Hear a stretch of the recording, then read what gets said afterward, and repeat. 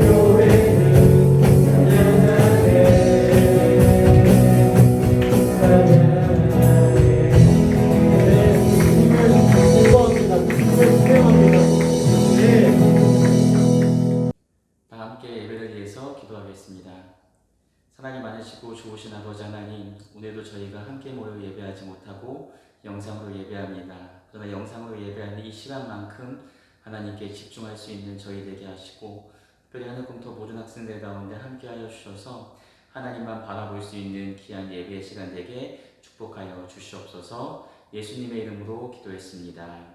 아멘. 우리 하나님 말씀 함께 보겠습니다. 하나님 말씀 예레미야 30장 말씀입니다. 예레미야 30장 12절로 17절까지의 말씀을 한 절씩 함께 봉독하겠습니다. 여호와께서 이와 같이 말씀하시니라. 내 상처는 고칠 수 없고 내 부상은 중하도다. 내 송사를 처리할 재팔관이 없고 내 상처에는 약도 없고 처방도 없도다. 너를 사랑하던 자가 다 너를 잊고 찾지 아니하니 이는 내 악행이 많고 내 죄가 많기 때문에 나는 내 원수가 당할 고난을 내가 받게 하며 잔인한 징계를 내렸도다. 너는 어찌하여 내 상처 때문에 부르짖느냐? 내 고통이 심하도다. 내 악행이 많고 내 죄가 허다함으로 내가 이 일을 너에게 행하였느니라. 그러므로 너를 먹는 모든 자는 잡아먹힐 것이며 내 모든 대적은 사로잡혀 갈 것이고 너에게서 탈취해간 자는 탈취를 당할 것이며 너에게서 노략질한 모든 자는 노략물이 되리라. 여호와의 말씀이니라.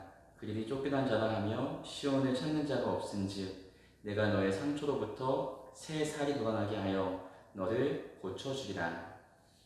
오늘 에레미야 30장 12절로 17절의 말씀을 통해 내 상처에 새 살이 돋아나라는 제목으로 함께 하나님의 귀한 말씀을 나누는 시간을 갖겠습니다. 여러분도 상처난 경험 있으시죠? 물론 지금 고등학생이니까 어렸을 때처럼 뭐 다치거나 넘어져서 상처나는 경우는 많지 않겠지만 그래도 원튼 원치 않든 간에 상처나는 경우가 꽤 있습니다. 생각해보면 어릴 때 크고 작은 상처는 누구에게나 있었던 것 같습니다. 목사님도 어릴 때 뭐 뛰어다니다가 아니면 친구랑 장난치다가 자전거 타다가 넘어져서 이 무릎이 성한 날이 없었습니다. 항상 무릎에는 빨간 약과 또 밴드가 붙여져 있었습니다. 그만큼 상처로 성하나 없었던 것이 목사님의 무릎 그리고 또 팔꿈치였습니다. 여러분들도 다 그런 기억이 있을 것입니다. 우리가 이렇게 팔이나 아니면 무릎이나 뭐 종아리 같은 곳에 피가 나고 상처가 났을 때 병원에 가지 않고 가장 빨리 치료하는 방법이 무엇입니까? 네, 맞습니다. 집에 있는 약을 바르는 것이죠. 대표적으로 상처 났을 때 바르는 두 가지 약이 있습니다. 뭘까요? 그림 한번 볼까요? 네, 맞습니다. 이 그림에 나온 것처럼 후시딘과 이 마데카솔이 이 대표적인 상처 치료제입니다. 이 영상으로만 보니까 목사님이 유튜브에서 무슨 약을 파는 것 같은데 그게 아니라 오늘은 설교를 준비하면서 새로운 것을 발견하게 됐습니다. 뭐냐면 여러분 후시딘하고 이 마데카솔 차이가 뭘까요? 이 후시딘과 마데카솔을 쓰면서도 차이를 모르고 쓸 때가 많은 것 같은데 오늘은 설교 중간에 약간 여러분에게 팁이 될 수 있는 정보를 알려주겠습니다. 이게 뭐냐면 후시딘은 이 초기 상처를 잡을 때 쓴다고 합니다. 쉽게 얘기해서 처음 다쳤을 때 후시딘을 바르면 그 상처가 2차 감염되는 것을 막아주는 역할을 하는 것이 후시딘이라고 합니다.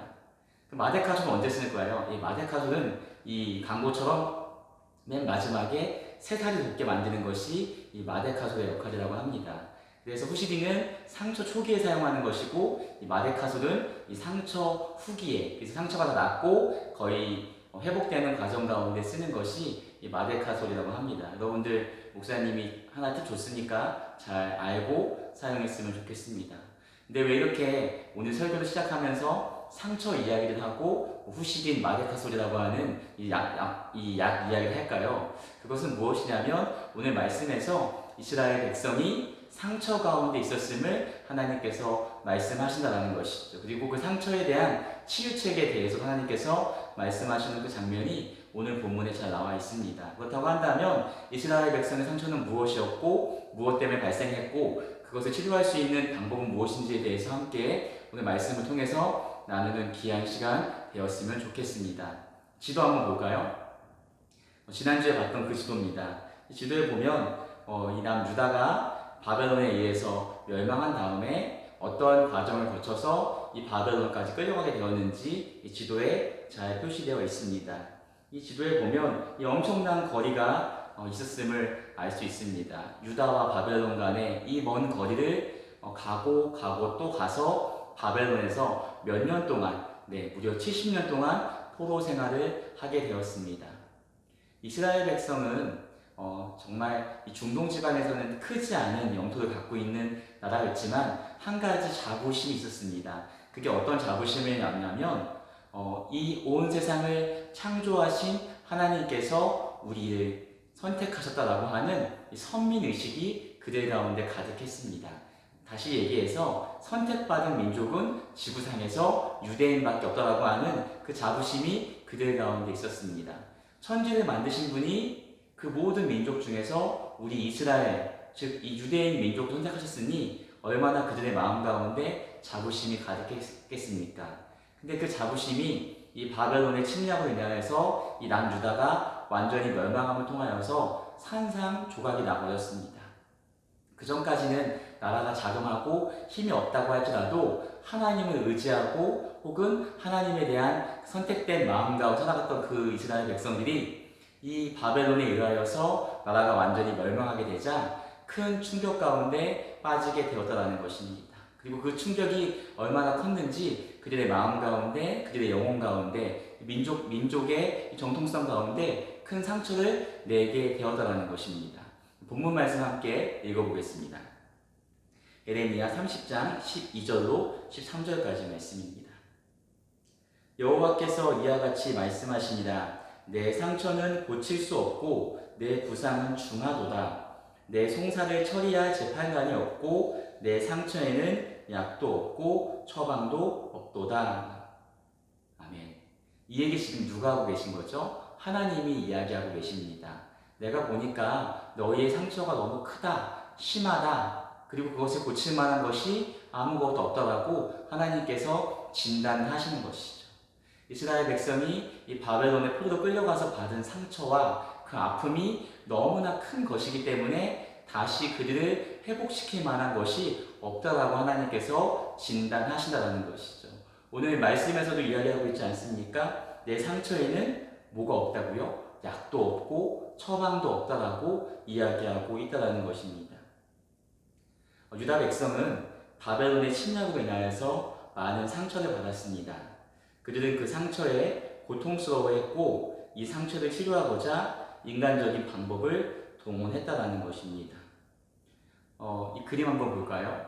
여러분 아까도 이야기했지만 내 팔이나 다리가 상처가 나면 약을 바르면 됩니다. 근데 내 마음에 난 상처는 어떻게 치료할 수 있을까요? 우리 마음에 약을 받을 수 있을까요? 아니면 우리 마음에 밴드를 붙일 수 있을까요? 그렇지 않습니다. 그래서 사람들은 상처를 받게 되면, 특별히 이 마음에 상처가 있게 된다고 한다면 다른 것들에게 의존하게 된다는 것입니다. 이스라엘 백성들은 무엇을 의지했을까요?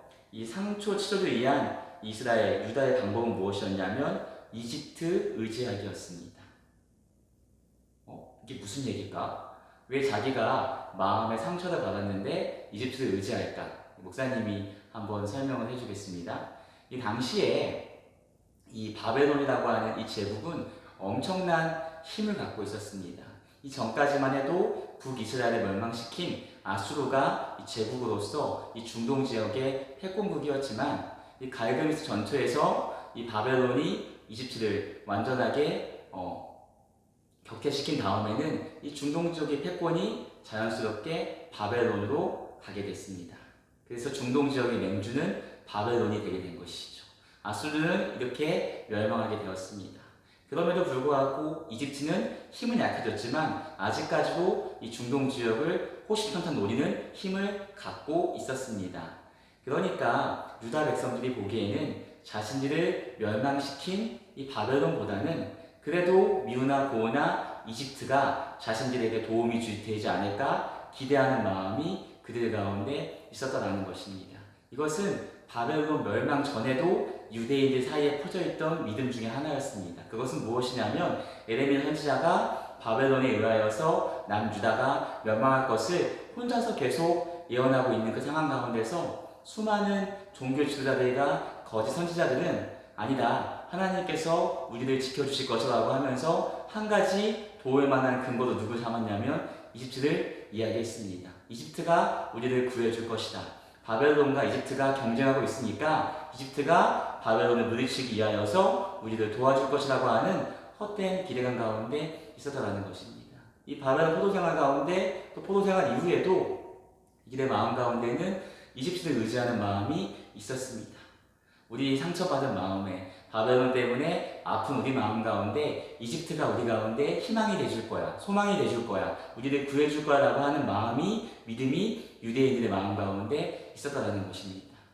근데 정말 이집트가 이 상처받은 유대인들의 마음을, 또 이스라엘의 자존심을 다시금 세워줄 수 있을까요? 전혀 아닙니다.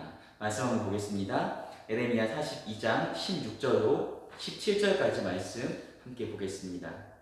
너희가 두려워하는 칼이 애굽 땅으로 따라가서 너희에게 미칠 것이요 너희가 두려워하는 기근이 애굽으로 급히 따라가서 너희에게 임하리니 너희가 거기에서 죽을 것이라. 모두 애굽으로 들어가서 거기에 머무르 살기로 고집하는 모든 사람은 이와 같이 되리니 곧 칼과 기근과 전염병에 죽을 것인즉 내가 그들에게 내리는 재난에 벗어나서 남을 자 없으리라. 아멘. 유다 백성은 이집트를 의지하고 상처를 치료하려고 이집트로 도망가기로 하였습니다. 근데 오늘 말씀은 뭐라고 이야기하고 있죠? 거기서 벌을 받아 죽고 말았다라고 이야기한다는 것입니다. 상처를 치료하기 위하여서 이집트에 갔지만 이집트는 결코 그들의 상처를 치료할 수 없었습니다.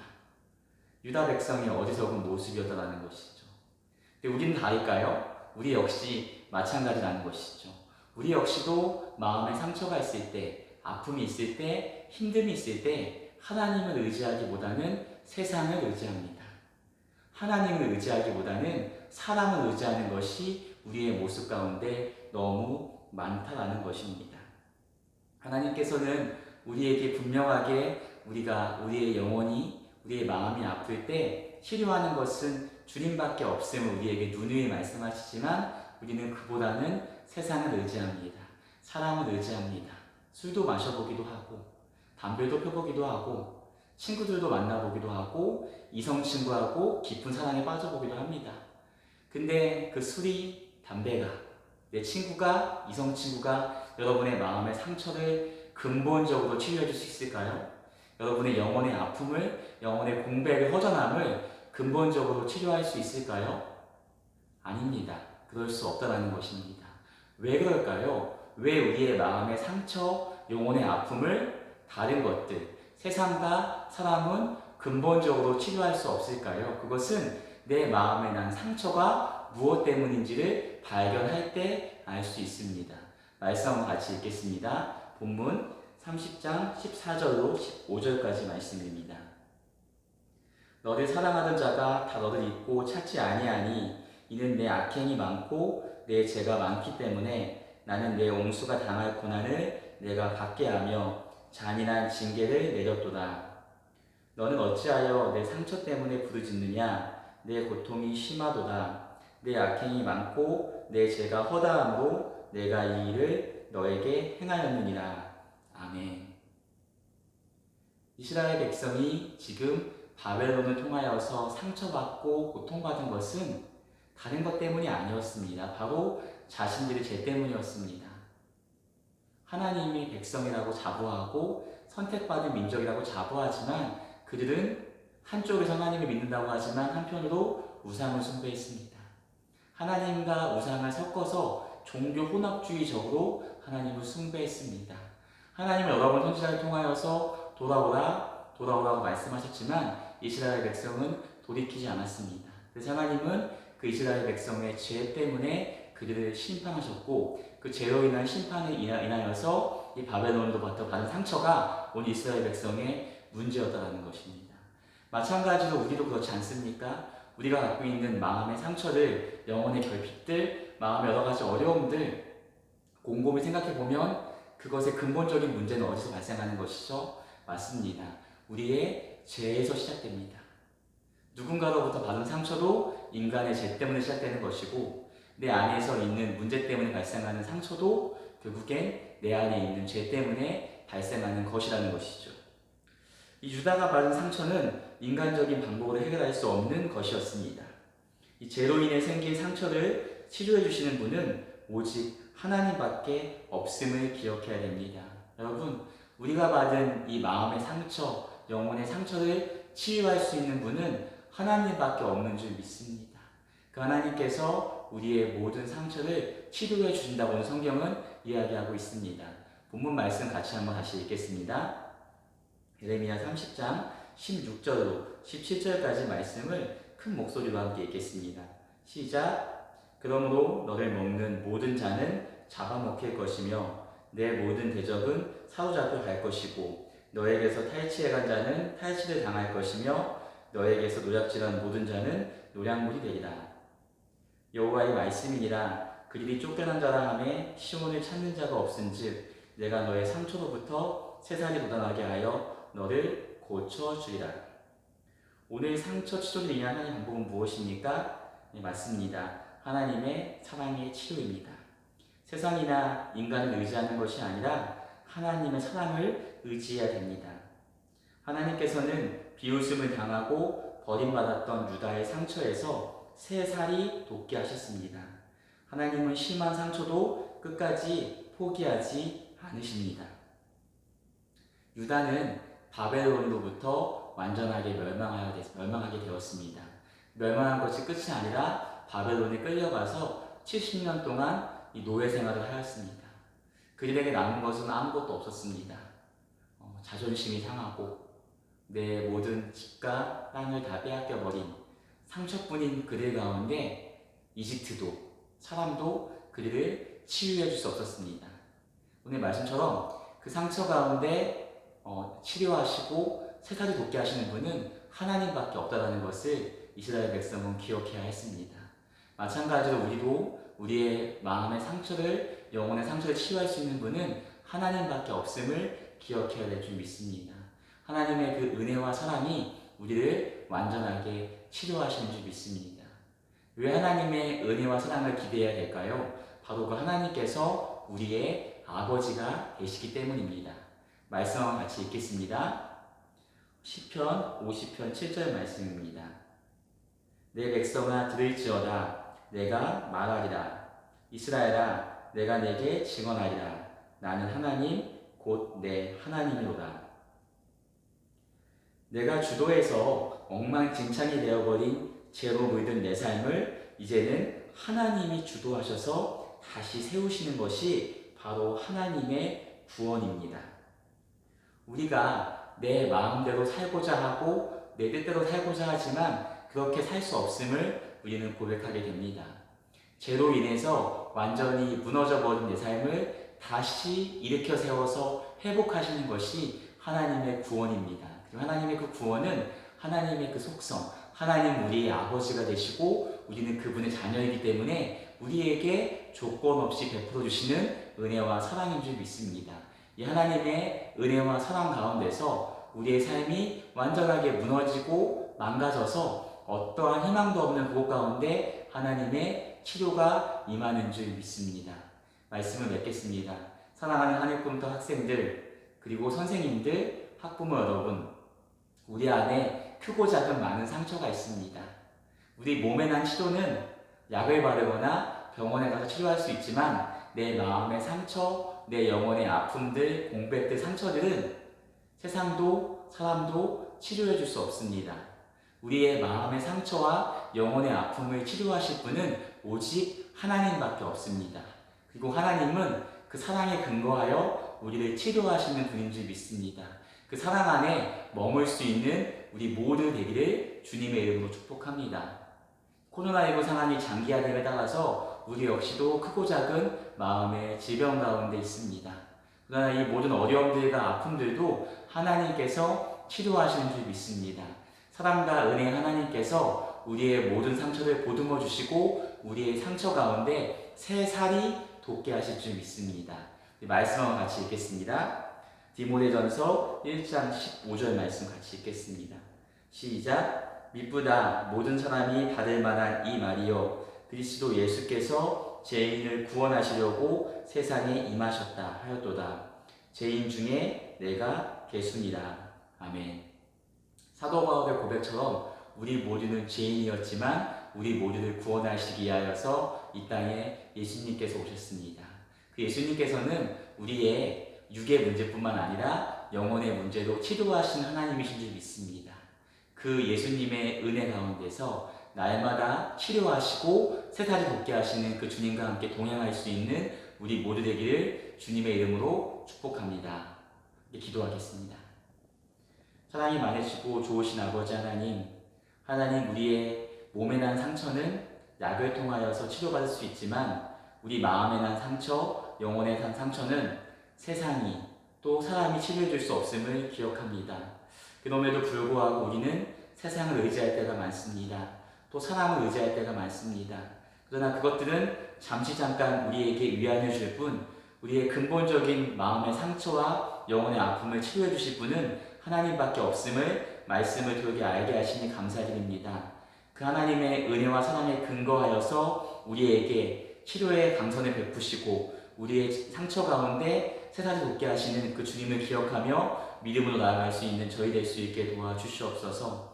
죄인 중에 될 수 있는 우리를 위하여서 우리를 구원하기 이 땅에 오신 그 예수님을 기억하며 아픔과 상처 가운데 몸부림치는 우리 모두 가운데 우리를 치료하기에 오신 그 주님을 우리가 온전히 받아들일 수 있게 주님 인도하시고 축복하여 주시옵소서. 하나님, 이 시간 하나님의 은혜에 감사하여서 귀한 예물 드렸습니다. 드린 손길마다 축복하시고 하늘의 신령한 복과 땅의 기름진 복으로 복 내려 주시옵소서. 9월이 시작되었지만 아직도 정상적으로 학교에 가지 못하는 상황 때문에 어려움에 있는 하늘꿈터 모든 학생들 가운데 함께 하시고 특별히 이제 수능이 얼마 남지 않은 고3 학생들 가운데 함께 하여 주셔서 이 어려움을 주님과 함께 믿음으로 잘 이겨낼 수 있게 주님 인도하시고 붙잡아 주시옵소서. 하나님, 주님이 하실 일을 기대하며 나아갑니다. 하나님, 이번 한 달도 또 이번 한 주도 주님의 은혜 가운데서 승리할 수 있게 도와주시옵소서. 예수님의 이름으로 기도했습니다. 아멘. 이제는 우리 주 예수 그리스도의 은혜와 하나님의 사랑과 성령의 감화교통 인도하심이 영상으로 예배하는 하늘꿈토의 모든 학생들과 선생님들과 학부모 가운데 지금부터 영원까지 함께 계시기를 간절히 축원하옵나이다. 아멘.